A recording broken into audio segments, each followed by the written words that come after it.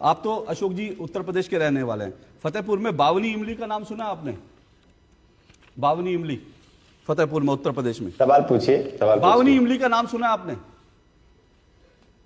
नहीं, उसके आगे सवाल पूछिए। नहीं, सवाल में यही सवाल है, बावनी इमली का नाम किसकी? मैंने तो अभी पिछले हफ्ते बावनी इमली के बारे में जाना, मुझे भी नहीं पता था। आप जानते? नहीं जानते। निखिल जी आप जानते हैं बावनी इमली के बारे में? नहीं जानते। अब विजय कौशिक जी आप जानते हैं? नहीं जानते। नहीं। अब सुनिएगा, ये जो खड़गे जी दिन रात जो छाती ठोकते हैं ना, आजादी हमने दिलवाई, बावनी इमली जो है इस देश में नहीं जानते लोग, क्योंकि बच्चों को पढ़ाया नहीं गया बावनी इमली क्या है।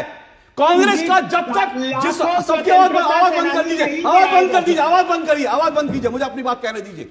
यही इस देश में हो रहा है।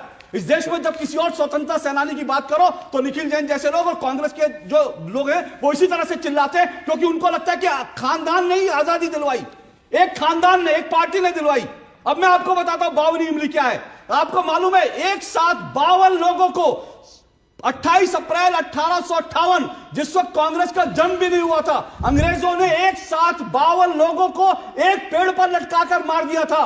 स्वतंत्रता सेनानी थे।